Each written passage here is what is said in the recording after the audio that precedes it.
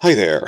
This is the last in a series of videos I've been making going over the big Hollywood Reporter cover story about House of the Dragon, which came out a few days before San Diego Comic-Con.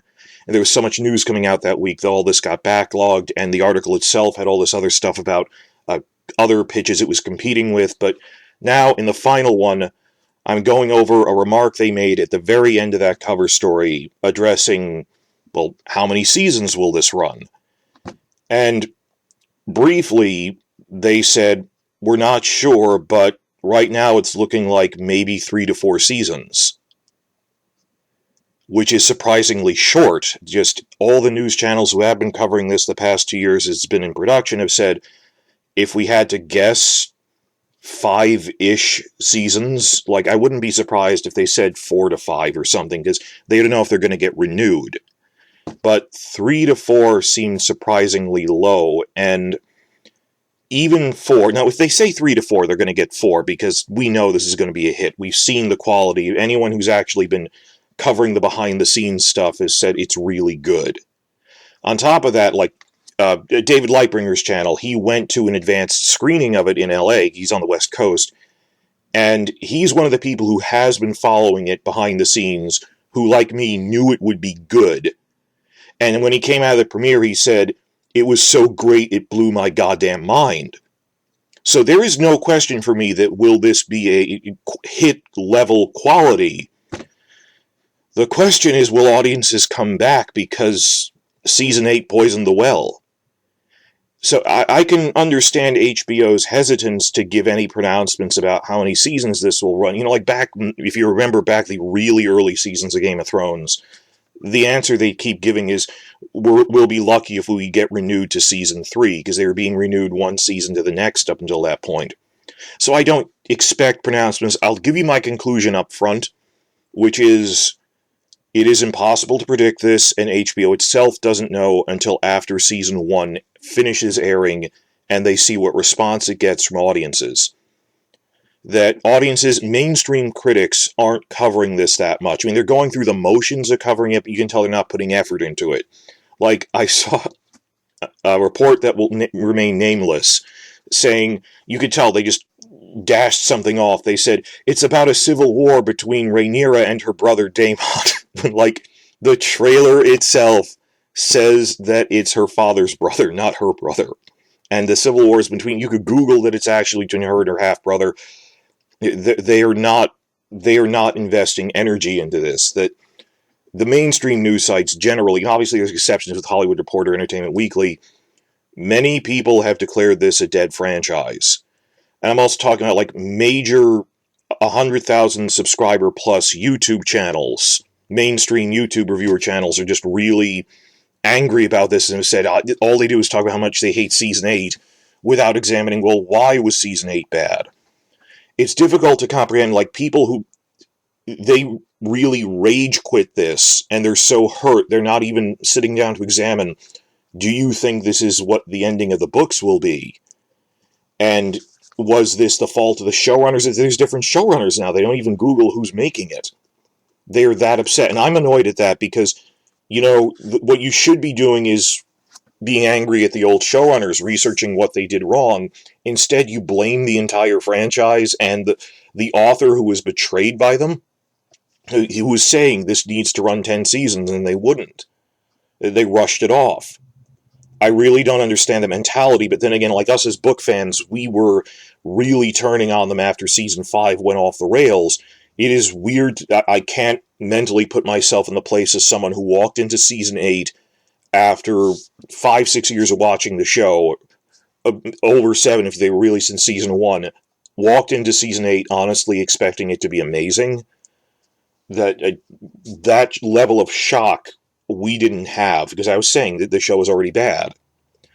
So HBO is not making announcements also for the other spin-offs they want to make. We know that 3 other live-action spin-offs have advanced from the pitch phase to the we ordered a pilot script phase. Young Corliss, Nymeria, Dunkin' Egg. And we haven't heard much about them since early in like May to June, and I didn't expect there to be, because they're waiting to see how Season 1 does. So I know this is hit quality. The question is, will audiences come back? And I'm starting to think a lot of people won't come back until after season 2 airs in 2024. That a lot of people aren't going to be watching this live. It's going to spread by word of mouth. Not unlike Game of Thrones early seasons, seasons 1 and 2, where people weren't tuning in to watch this. Oh, it's a fantasy show. Those are silly and kids stuff. And we had to spread it by word of mouth. That no, it's actually really good. So maybe a lot of people will binge it over Christmas break when the reviewers are saying it's good. I don't know, but this isn't a fresh start. We are in a deep hole that we have to climb out of for that. So they don't know it. Maybe in November they'll start greenlighting all the other spin-offs. They'll announce, oh, this will run 5 to 7 seasons. I doubt it'll run 7 seasons, but up front, it's HBO itself doesn't know. What did they actually say in the Hollywood Reporter article? Well, I hate it when they do this. They didn't directly quote the showrunners, but like the James Hibbert who was writing this, he paraphrased it. Maybe he was accurate in this, I'm not sure, but the ambiguity of the way he phrased this. Quote, sources say the show's Civil War arc might be shorter than you might expect. You said might twice. While nothing is carved in stone, the current Targaryen storyline is currently plotted to run only about 3 or 4 seasons. You said currently twice, but I don't know what that means. And even the quote itself says nothing is set in stone. And if they say 3 to 4, given a choice, they wouldn't do 3. They would do 4. What I'm saying is 4 is kind of short. I think you need 5 seasons to do this. Now, other thing that came out from David Lightbringer going to the premiere, he said they put a surprisingly large amount of information in one episode. For 2 reasons. First, we're used to Benioff and Weiss putting a lot of filler material in, if you think about it. Like, any given season 6 episode, when it's still 10-episode seasons, like, before the Battle of the Bastards and all the action stuff, like episode 8 of that, there were a lot of filler scenes. They felt like filler, even though they would cut out book material for characters such as Bronn or Arya, but at the same time invent new scenes. And it was this crazy realization when it came to me that Bronn actually has a lot of screen time, even though they cut out his book storyline with, taking over House Stokeworth. Like, they mention it briefly beginning of season 5, then drop it to reset him into, let's have season 1 Bronn cracking jokes, just goofing off with Jaime this time in Dorne. Or Tyrion is the bigger example of this, that they, from like season 6 onwards, Tyrion, they cut his book storylines like Tysha or the Golden Company, a bunch of other stuff he did, but at the same time, he had a lot of screen time as just wisecracking Peter Dinklage mode. So we are used to them not inventing all that. If you think back to season 1, or even season 3, just how much story they were actually managing to convey, and even then we were complaining there's extraneous scenes in this, that you didn't plan this out well, that you needed a full staff of writers, not 2 guys and 2 assistants. But this time they do have a full writer's room who are being very efficient, that there aren't scenes to pad out a script while at the same time throwing out book material. Now, I said there's 2 things. The second thing is season 1's going to have long episodes. This came out from the registry website for how long the episodes are. Most episodes in season 1 are a little over 60 minutes. When most Game of Thrones episodes were a little over 50 minutes, and someone crunched the math that by the standards of like season 3 or season 6, House of the Dragon season 1 has the equivalent runtime of 11 Game of Thrones episodes. On average. I mean, it varies, but you can look at the numbers, that they're all over 60 minutes. These are long episodes, and in addition to that, from the advanced reviews and everything we've heard, there aren't like filler scenes. This is a team of writers making maximum use of every minute of screen time. There is no filler anymore. And people coming out of the advanced screening were really surprised at how much info they managed to pack into that. So it's possible to convey the entire story in 4 really big, really packed seasons. I'd just rather they did it in 5, and, we'd have to wait and see what happens with that. There's ways to do that. The problem is, selfishly, I don't want to burn through the whole fandom experience in only a few years with you guys. The good thing is, though, we're never going to get annual seasons again. That every spring we were getting a new thing. Even Game of Thrones couldn't keep that up. Season 7 had to switch to a summer release. There was a 1.5 year wait for Season 8, but those are unusual big action seasons. That we're pretty sure that we're going to have at least 1.5 year long waits between seasons on this. Possibly up to 2 year waits. Look at Redanian Intelligence, the big news site, fan news site for The Witcher, has pointed out they haven't started filming yet. There is no way that Season 2 of this could physically premiere before spring of 2024. That it's not going to be fall of next year. It's going to be at best spring, possibly summer. And I'm hoping for summer because I don't want to burn through all of this too fast. I want them to take the time to get it right. I want us to have time to savor it as fans. I'm saying that in terms like, how people rewatch Breaking Bad seasons and have discussions about it. Whereas after Game of Thrones ended, the complaint was that the final seasons are not worth rewatching. They're really bad, that they don't make sense if you're rewatching and discussing them. They were entertaining in the moment, but wouldn't last. I remember Westeros.org itself pointing this out as early as Season 4, like the Arya storyline has plot holes. This isn't rewatchable. That it's fun in the moment, but years from now, we will not think this is that good, because just sitting down, and if you're paying attention to it, it's not worth a rewatch. And yeah, that only got worse. I can't believe you're saying as early as Season 4, but yeah. So, if we have 2-year breaks between this, well, how long did the Game of Thrones experience last from when it premiered to when it ended? And even then, the normal shows, people discuss the ending for a full year. This, we were angry about it, but not liking it. Okay, how much time was there? That spring of 2011 is when it started and audiences became exposed to it who weren't following the production cycle, and it ended summer of 2019. So let's say 8 years rounding down. It's an 8-year-long experience. House of the Dragon we knew wouldn't be quite that long because those were huge books, the main books versus a spin-off. If we have 2-year waits between, this is maximum, 1 to 2, that's 2, 2 to 3 is 4, and 3 to 4, maybe 5 to 6 years. And that's pretty much what I was hoping for anyway, the fandom experience of enjoying this.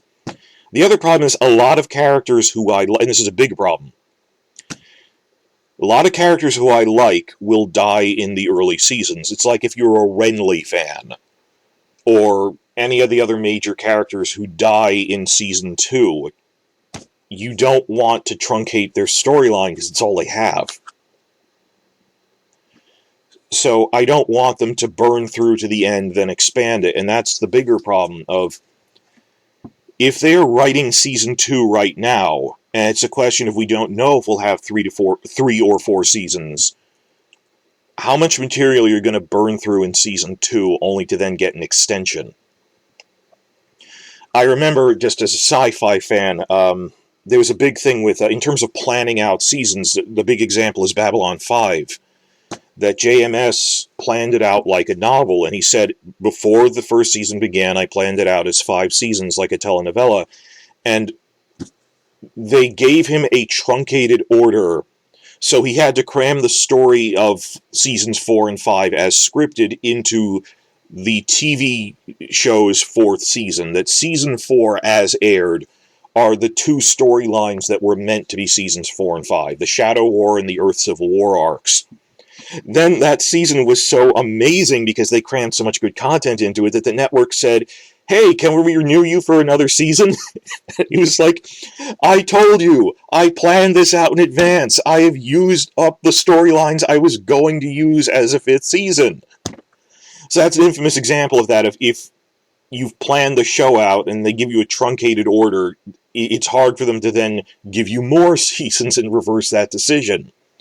So what are they doing right now? Well, if I was Ryan Condal, I think we would get 5 seasons, but they wouldn't tell us. I'm not trying to be a conspiracy theorist here. It's just, if you were in Condal's position and you were hoping for 5 seasons, you wouldn't tell people, particularly now when they're not sure if they're going to get a season 2 pickup or season 3, or if it'll even be 4, much less 5. That by definition, they wouldn't tell us if they were doing that. Right now, I hope that Condal is writing season 2 as if it was season 2 out of 5 seasons, not burning through too much material. I hope that's what they're doing. Because there was a separate interview, which I posted as a separate clip, in the Swedish news magazine Moviezine. They had a video interview with their reporter, Jonathan Blomberg. I posted a clip of this separately so more people would watch it because it was being misquoted. That he asked the question I would ask very straightforward with no ambiguity, confronting it head on. He asked, hey, everyone's talking now about how Game of Thrones lasted 8 seasons, the last 2 were shortened, functionally 7. And Martin was very publicly saying he wanted at least 10 seasons to tell the story. And for that matter, that's not just him rambling as the author. HBO itself said we thought there would be 10 seasons, because Martin told them and they saw his outline and everything. So he very directly, no ambiguity, confronted them politely. Hey, did Martin tell you that there's a set number of seasons in his mind that would be needed at minimum to tell this story right? Like how he said Game of Thrones, A Song of Ice and Fire needed 10 seasons. Miguel Sapochnik gave a 1-sentence reply, and I hate it when people just go, oh, well, he said that. He was clearly hesitant and weighing his words because he didn't want to give a straight answer. I don't blame him for that. 1 sentence he said, in very guarded, every story has a particular length. This is a story with a 3-act structure. Interpret what you will of that. But you have to stay true to the story. And I guess it's because the number 3 got stuck in people's heads that they go, oh, well, they said 3 to 4 seasons, now he's saying 3-act structure. Ah, well, then there's going to be 3 seasons, no question of it. If they said 3 to 4, they want more seasons, not fewer seasons. That's silly. If they'd said 4 to 5, I don't think people would be paying attention to that the Blomberg interview said 3 in it. I mean, and thankfully, even people in the comments section for the original video of that were, when he said, well, it has a 3-act structure, that could be said of any story, that it has a beginning, middle, and end. That isn't anything. He didn't say anything specific about that. If anything, it's an argument for this can't be only 2 seasons. Needs at least 3 to be a beginning, middle, and end. But that's nothing. I mean, even in the comments section, people were saying, well, what if it's 6 seasons, 2 seasons per act, beginning, middle, and end? All he said was, well, it has a beginning, middle, and end. That's nothing. I do think that season 1 is the entire first act, that you wouldn't get a second season of beginning. This was the beginning. It ends with the war beginning. It ends with the first dragon fight. We know this from the trailers casting, that they cast everyone at Storm's End. It's going to end with the first fight at Storm's End, which is a natural stopping point. That's what we do. Well, as book fans, we kind of greedily thought, you know that the season is going to be split between young Rhaenyra and adult Rhaenyra, split in the middle at between episodes 5 and 6. Book fans would have gone, why not turn that into 2 full seasons and recast between seasons 1 and 2 and just round out other subplots, invent some things. And even if they're, first that's contingent on that the TV writers are really good, they'd have to invent a lot of stuff to pad it out. And I don't think a general audience would sit through that. On top of that, it's getting farther away from Martin's source material, so I can see you need season 1 to just be basically the Rogue Prince novella plus the start of the war. I get that. I'm not arguing that. But after that, there's the middle phase of the war and the end phase of the war. I think you need 2 seasons to tell both of those, 2 seasons each for a total of 4 to tell that story well. And going through the source material here, well, how much is there? And I brought that up, the question of source material. Most of the story is about the Targaryens, and they mention the Starks and Lannisters as side characters having subplots that are kind of off-screen, because Fire and Blood is an outline, and it's a history book whose focus is the Targaryens, not the Starks or the Blackwoods or the Tarleys or the Lannisters fighting other groups. So there's an argument both ways that if you want to stick strictly to Martin's source material and focus on the Targaryens, it would be shorter. But people who read Fire and Blood go, you could round out the story of Cregan Stark, the story of Joanna Lannister, or what the Blackwoods are doing in the Riverlands, and it would be a good story, but it would be mostly invented for the show. Well, invented, it's an outline. It says, and this campaign happened. But it would be farther from the books. And, there isn't dialogue in Fire and Blood that much to begin with, so there's an argument both ways of, well, you could expand what they're doing, that the biggest land battle of the war is in the Riverlands between the Starks and Lannisters, the battle by the lakeshore, and it kind of happens off-screen because it doesn't involve any Targaryens or any dragons. It's conventional armies, and it actually has a fair amount of detail of the army movements, of how, well, the Lannister army was bigger, but we flanked it on 3 sides under this, and this commander. But it's short, it's an outline. It reads like a wiki page almost, of this is how the battle happened. And you could invent something, but it's not like how, by comparison, the Battle of the Blackwater in Book 2 had very detailed play-by-play, moment-by-moment things. It's not that. So you could round out the Stark-Lannister story, you might not. And another thing I've pointed out is, what if they go the cinematic universe approach?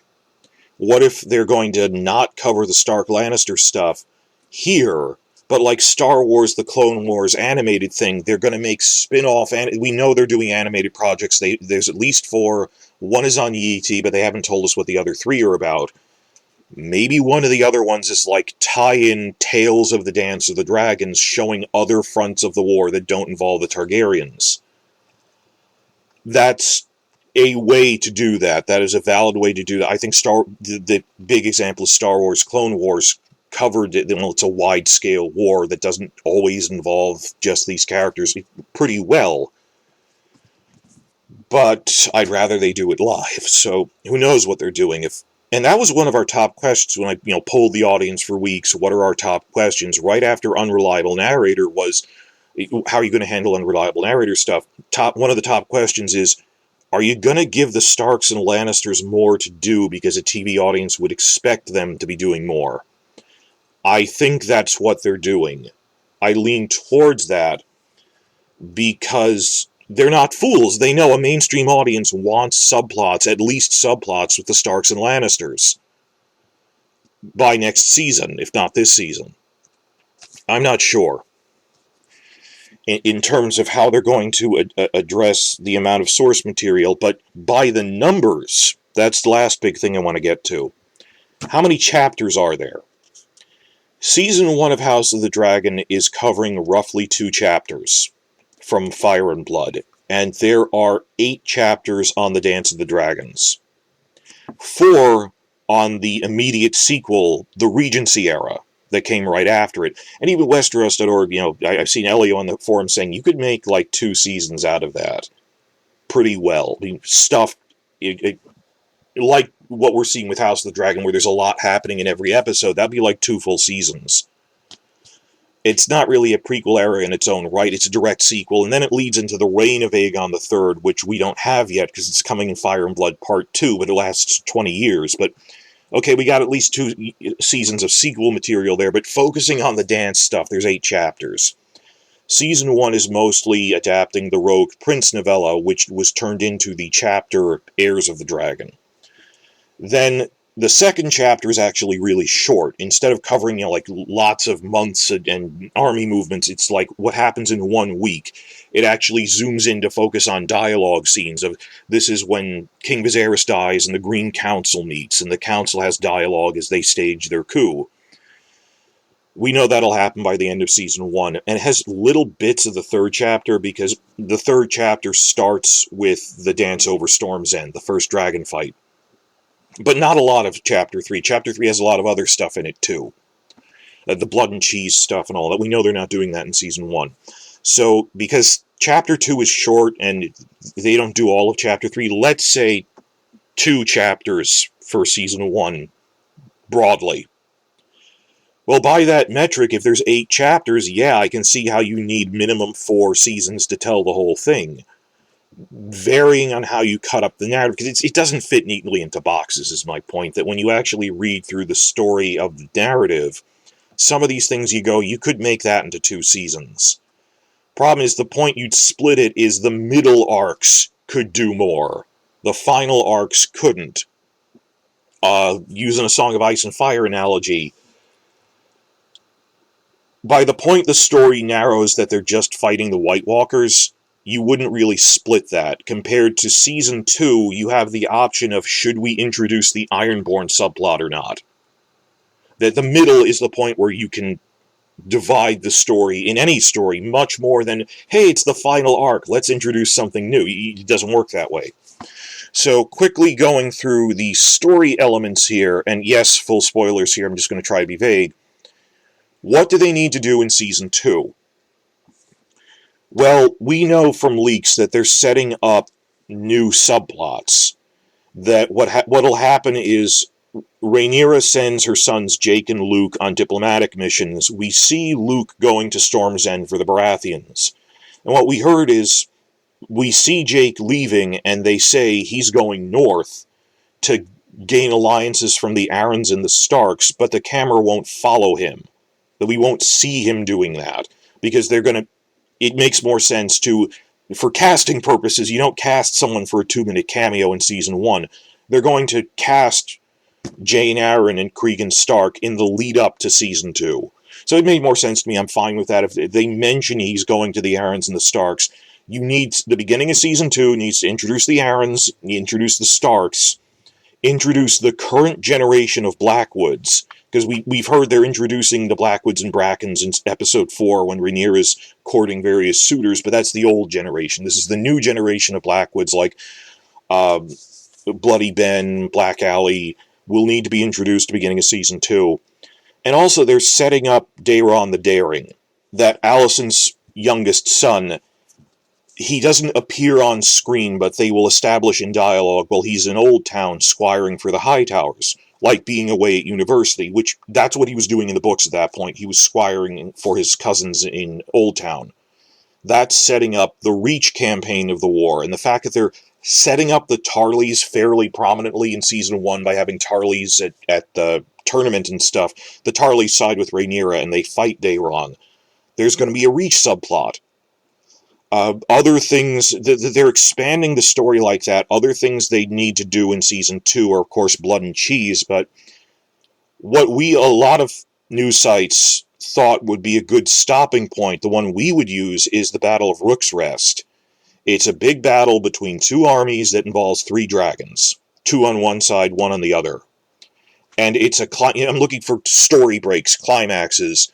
It would be weird if Rook's Rest happens by, like, Episode 5 of Season 2, and then burns through a lot of material by the end of the season. That short version is, I would be happy if we know that Season 2 ends with Rook's Rest, and if they cover a lot of material between those points, fine.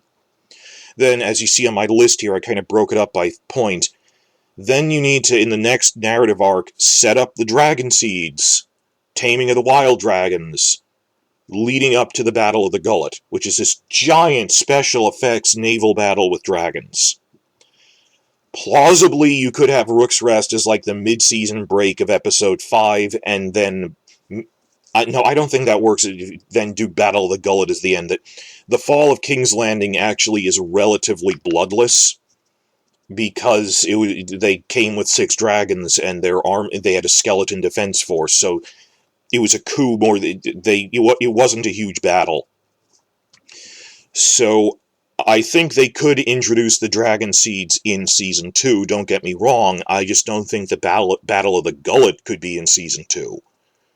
Because what I picture as Season 3 in my mind is setting up more of the Dragon Seeds, Battle of the Gullet, then as the season finale, because you need a big battle, and King's Landing isn't really a big battle, Fall of King's Landing, and the battle scene is the battle by the lake shore, showing the war in the Riverlands, climaxing with at grievous loss, the Starks and Riverlords managed to destroy the Lannister army.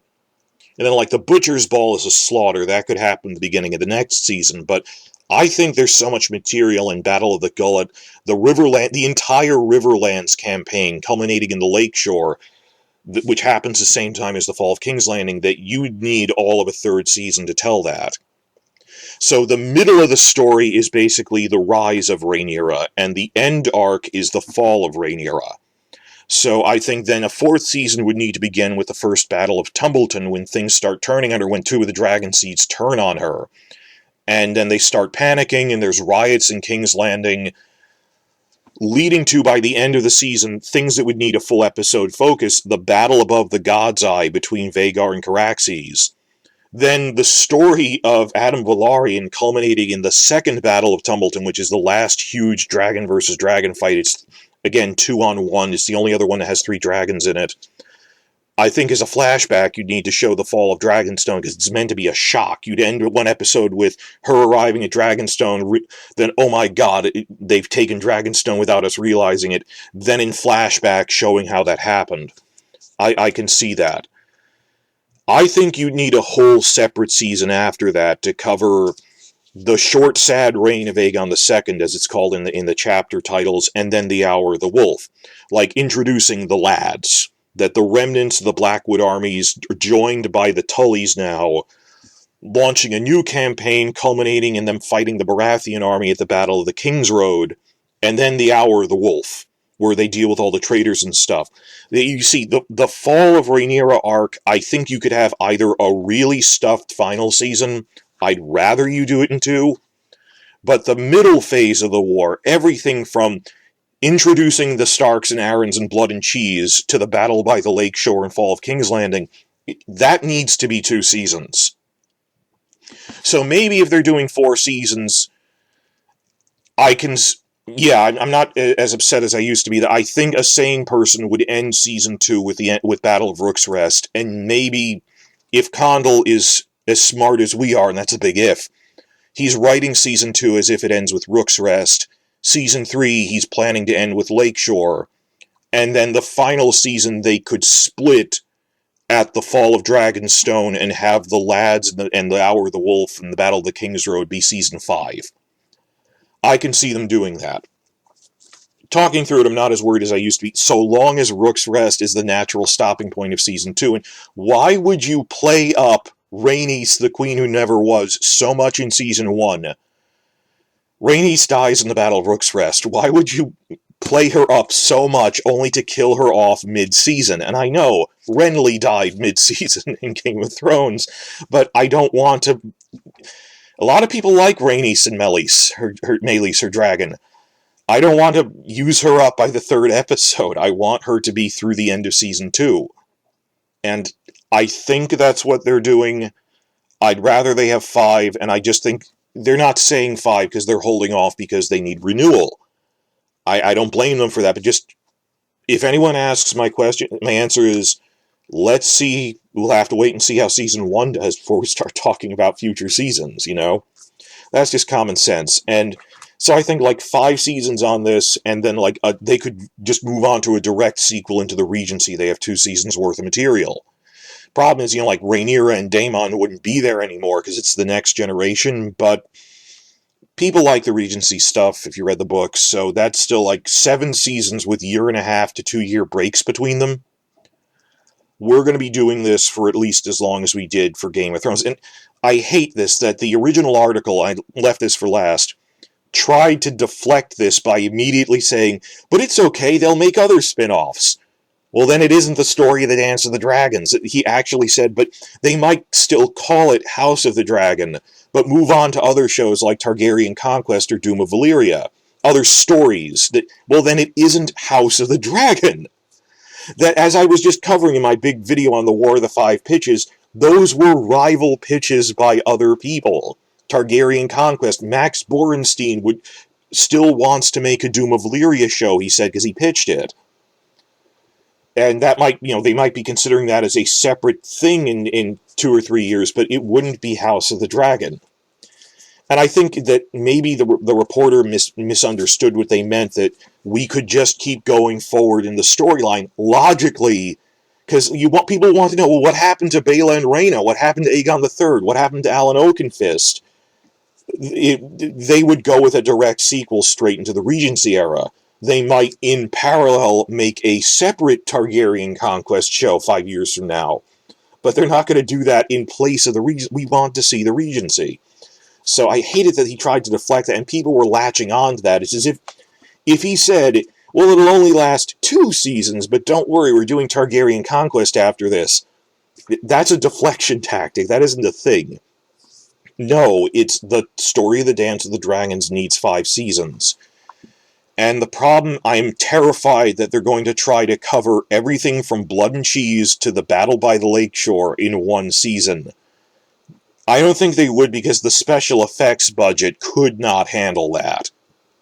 And I don't mind if they start introducing the Dragon Seeds and the Wild Dragons in Season 2. I just don't think the Battle of the Gullet should be in Season 2.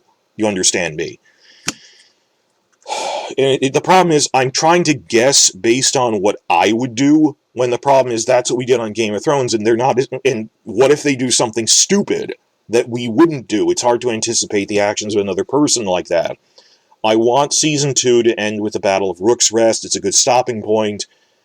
Maybe what would be the 4th season would be split, but right after Second Tumbleton and Fall of Dragonstone are a good stopping point for Season 4. Then Season 5 is The Lads, The King's Road, The Hour of the Wolf.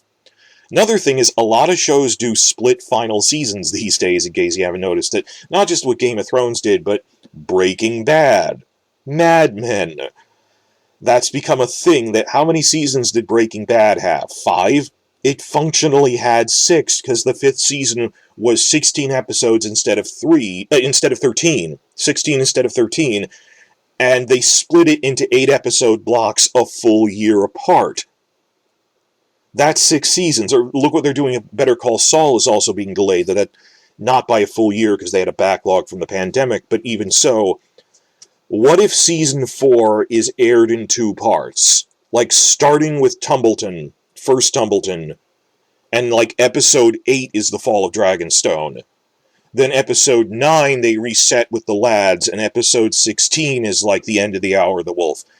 I would be fine with that. I mean, if it was 8 episodes instead of 10, but they aired a full year apart, that's functionally 5 seasons to me. I don't have a problem with that. So, at first, I'm terrified they're going to race through the middle stuff, but I don't think they're going to do that, because then why would they set up the Starks and Aarons? And if they didn't want to do the Reach arc, if they wanted 3 seasons, if they wanted only 4 instead of 5, they would have cut Daeron the Daring.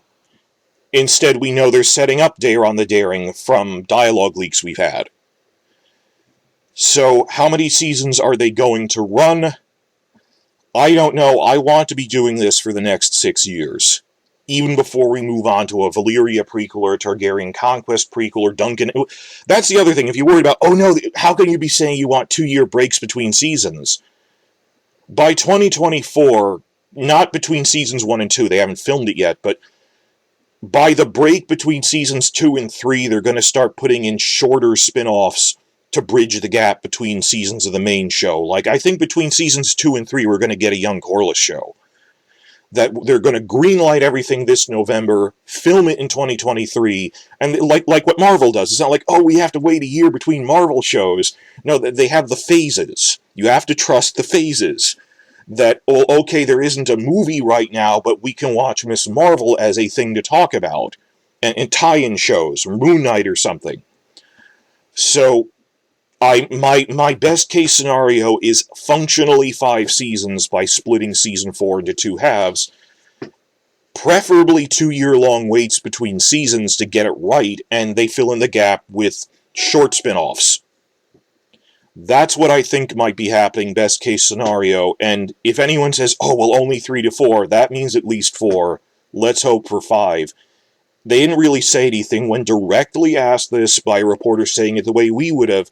They just said, wait and see, the story has a beginning, middle, and end. the world will change after season 1 is well received as the mega hit it deserves to be. That we know it's mega hit quality. When the world comes back around to this, maybe as early as November, maybe by Emmy season, we will see movement on the other projects and more of a sense of how many seasons they're going to run.